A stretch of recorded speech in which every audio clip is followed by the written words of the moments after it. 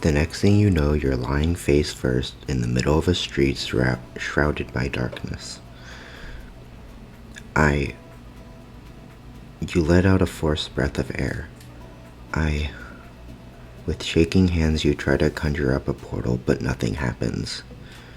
Frick you, Vendrick. You collapse to the ground as your vision succumbs to the darkness.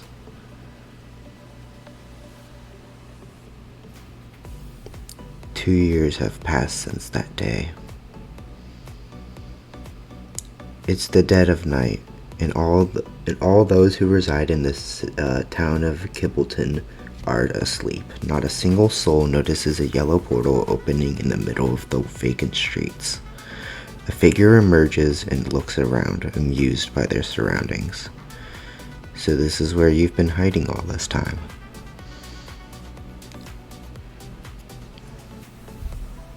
Chapter 1: When a Bell Rings. Ding dong, bing bong. The store's door chimes the mundane tune as it sings for each and every soul. Welcome to Sunny Fruits, the family market. Oh my god, what the heck is this fit? The customer ignores your greeting and heads down the drink aisle. You watch as the customer indecisively peruses their options in the corner of your eye. A brassy jazz theme continues to mumble from the cheap store stereo system. It's a playlist that loops every 30 minutes, long enough that the average customer is sated, but short enough to drive employees insane. The customer picks a can of cola from one aisle and a frozen dinner from the back. Approaching the counter, he dumps it all in front of you unceremoniously. Your fur stands on end at the sight of the frozen dinner's nondescript reverse packaging. You reach out apprehensively. Please don't be chicken. Please don't be chicken. You flip the container over. It's a meal labeled Broccoli Supreme. Your anxiety quickly fades away. Putting on your best welcoming smile, you start scanning the items. Would you like that heated up for you? Wait, what? What kind of store does that? The customer shakes his head and drops the exact change on the counter. Just as the receipt printer begins to whirl, he leaves the store, items in hand. Rip, scrunch, thud. You visibly slump as you tear off and dispose of the useless receipt. Your phone comes out without thinking, your hand engulfing the cheap device you just used to get by.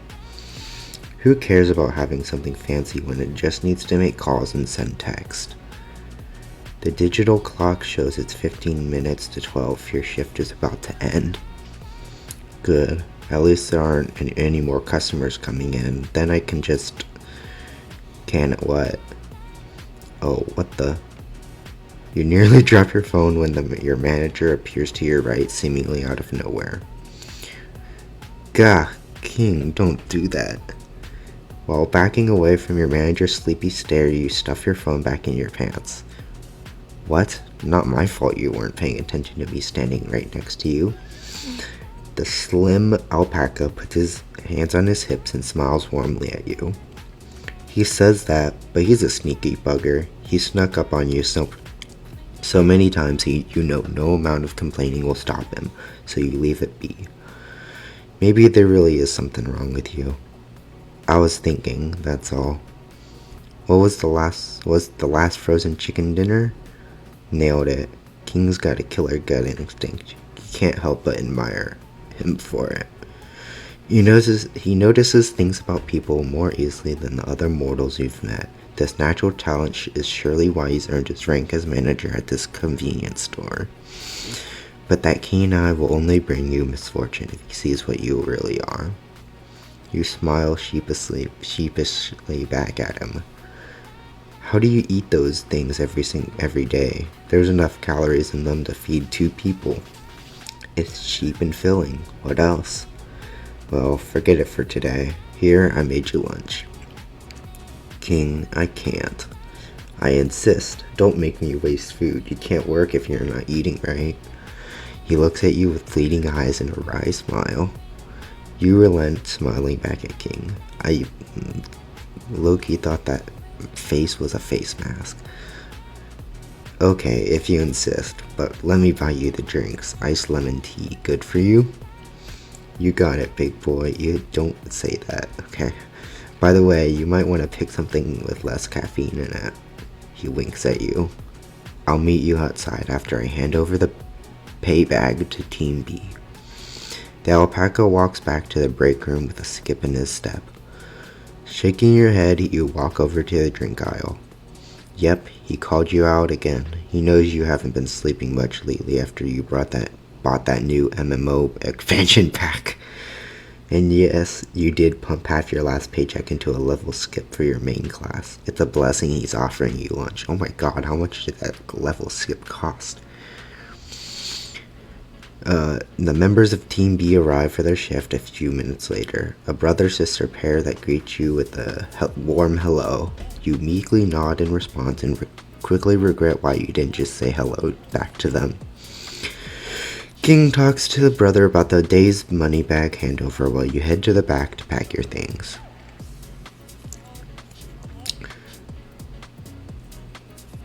You wait outside for King to finish conversing with the siblings. Good weather for drying clothes today. The warm afternoon breeze blows against your mane, wafting the scent of different cooked foods from the plethora of restaurants in front of the convenience store.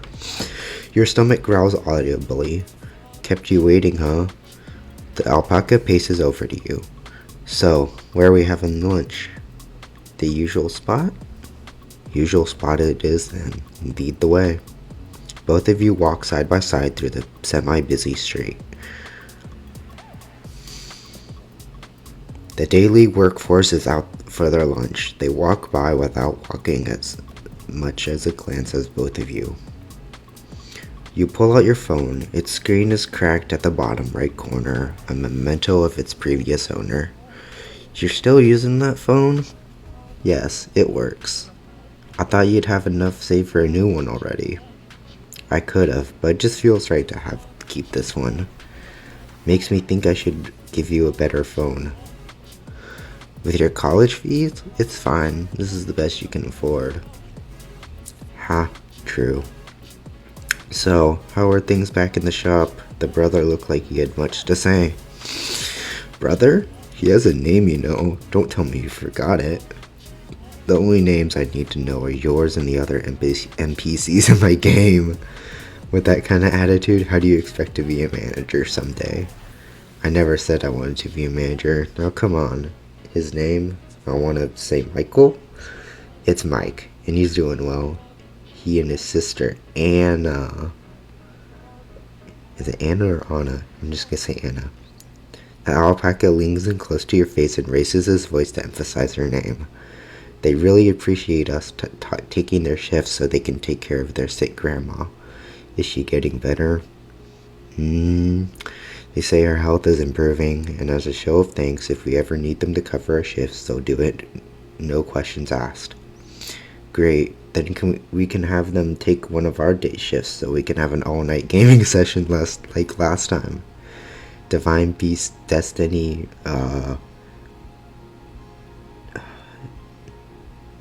what is that Roman numeral, bro? That's a 15? Wait, yeah. So that's a 14, because it's a parody of whatever the fuck that game is. I can't think of it off the top of my head, but it's a parody of that, so I think that's Divine Destiny 14. Hell yeah. It's been a month since I ever even touched it. I've been swamped with classes. Did you see the video I sent on how to take down the Underworld Overlord boss? I skimmed through it. How can you skim through that? It's half an hour boss battle that requires a full team and proper strategizing. King crosses his arms in a huff and raises his eyebrow at you. Don't you get your fleeces in a bunch. There's tons of other stuff we can do, like dungeons, dailies, plus, maybe the Overlord is not such a bad guy. Who are we to judge? The alpaca stares at you, dumb bro, is so obvious, okay. You must be the dullest adventurer ever. And you're a walking rainbow lollipop. Honey, you wish you could have a lick of this. He flicks his brightly colored pompadour and bats his lush lashes at you. I'll lick your fleece back to its natural color. What? He slaps you lightly on the shoulder and you both burst out into laughter. You both continue walking to the park through the winding streets that have come to define this town. Even though you've been here for over a year, you can get lost when you need to go somewhere you've rarely been. Your experience is a testament to the legends of how the town was built based on a maze-like structure to confuse demons and evil spirits from finding their victims. Makes it harder for even a demon like yourself to find a public restroom. Oh, that sounds like hell. After 20 minutes of turning from one street to the next, you both reach an intersection across from the park. Oh crap, it's those guys.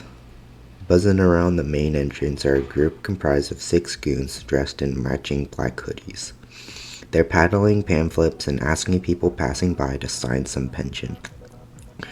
We should go around, take the side entrance, but our spot is closest through the main entrance. I know, but that group always gives me a bad feeling. Maybe it's best if we avoid them. Fine. Let's go. You both cross the street and head for the walkway to the right of the main entrance. Making a beeline, you slip through unnoticed by the group guarding the gate. The stealth game has begun. The side entrance to the park is within your view. This is it. We're almost there. Then a pair of hooded figures step out from the entrance to halt your way. Why, hello there, fellow townsfolk of Kibbleton. Frick. Your right hand instinctively moves over to cover King. We don't want anything that you're selling. But we're not selling anything. In fact, we're giving away a great opportunity to find happiness. A chance to be free. A chance to take control of your own destiny. Sure, thank you, but I'm fine with my destiny. Now, please move aside. Your tone is harsh, but these two aren't taking the hint. They can continue staring at you with glazed eyes. Oh, new potential members. Come, you must read our teacher's wise words on how to live a longer, more prosperous life. Membership is open. Learn the secrets of overcoming death. There's 3 more of them emerge from the park entrance and surround you both. Kobu. They invade your personal space and basically stampede towards you both. The 3 new hooded members manage to split you and King apart. He's dragged a few steps away as they corner him against the wall. Listen, you must have family or friends you care about, right? Don't you want to protect them? Don't you know people are dying faster than ever before? You don't know when the cold hands of death will be knocking on your doorstep. But we do. The great teacher knows all. All you have to do is join us. Wait. You raise your hands up to try to get them to stop. Fulfill your purpose in life. Join the Dawn Seekers and you'll be set for life. But our teacher knows the way. He can save you. He can save us all. With every word, you feel yourself getting pushed back into a corner. You don't want to spend an eternity in hell, do you? They step closer. Save your soul. This is the only chance. And closer. New members also get a brand new air fryer. Oh, that's such a steal. Count me in. An air fryer that comes in 5 different color options. I only like black. Embrace destiny and a healthier lifestyle. I don't think an air fryer is going to give you a healthier lifestyle. Their voices seem to crescendo as they go on and on about their group. You're trapped. You struggle to think as every new thought is cut off by their continuous chatter. Cults are nothing new. Dozens of them arrive in the Underworld on a daily basis.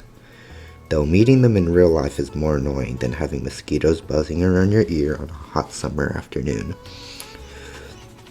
Annoyed, you turn to where King is. His face is pale and even his brightly covered fleece seems deflated. He is reaching out to sign some sort of document. Stop! Your sudden outburst stuns everyone nearby, effectively silencing the hooded characters who are harassing you. They back away, letting you walk over to King. You yank him by the arm as he stumbles to get walking. We're leaving, and don't any of you bother us again. You pull King harder than you intended and guide him back into the park. The hooded figures mutter amongst themselves, but you don't hear them.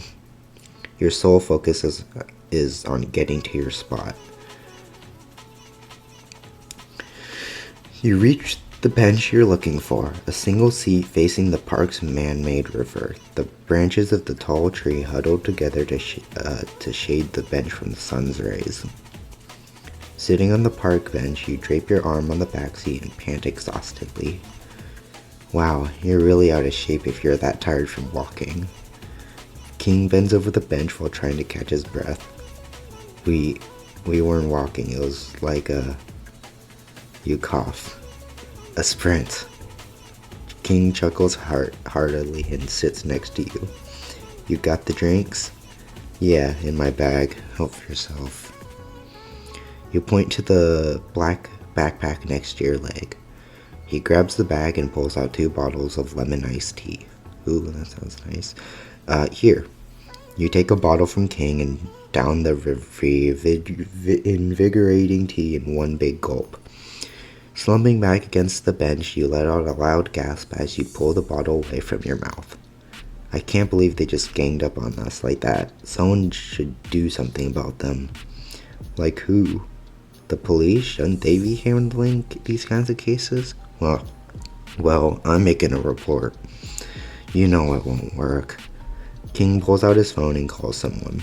Hello? Yes, hi, this is King Domeric. I'd like to make a report. Yeah, some group in black hoodies at the park just tried to Yeah, some group in black hoods at the park tried to harass me into joining them. I think they're a cult. What do you mean this isn't a job for the police? They're harassing people on the streets. No, they're not hurting anyone. So what, you're just gonna leave them be? Then what's the point in having you guys? Where am I supposed to go? The gang? Are you kidding me? Stop laughing at me. We need help. Are you just gonna let these weirdos run the streets? No, I'm not being hysterical. King suddenly gasps. What did you just call me, miss? That's it. I'm obviously getting nowhere with this. Goodbye. King angrily hangs up and sits next to you with a huff. Told you. What did you expect to happen? The cops here are in the gang's pockets. Those black hoods probably work under the radar of the gang. That's why nothing's been done about them. This is so frustrating. He rubs his temple as though trying to rub the memory of the phone call away. I wish that would work in real life. Can we maybe just eat and move on? Let's. King grabs his leg and passes a blue Tupperware container to you. He pulls out a matching green container for himself. You open the top and you feel the gentle heat wafting through your fingertips. It's a lunchbox with 2 compartments. One side has a bed of rice, in the other an assortment of fried chicken on a bed of fresh crisp salad. It's the Overlord. On top of the rice are some steamed mushroom greens and cut carrots arranged in the shape of the Divine Destiny 14 boss. King leans over to look at the lunchbox. Thank God it's all stayed in one place while we're running. You notice that his eyes are on you now, so you smile warmly. Thanks, man. This is really impressive. Say that again after you've tried it. I know you haven't beaten the Overlord in-game, but at least you can beat him with your stomach. He nudges the side of your belly. You roll your eyes at the alpaca and proceed to dig in. This chicken is really juicy and tender. Thanks, I worked hard on seasoning it just right. King's lunchbox is the same as yours minus the decoration. Trade you my carrot for a piece of chicken? What? No, I put those in there for you. Plus, mine's actually tofu. It's not chicken. Weakling. The branches sway and rustle as you fill your stomach with the Overlord King prepared. It's so damn sweet. After the meal, you both leave the park when the coast is clear. By the time you part ways with King, the sun has begun to set. With nothing better to do around town, you return to your apartment.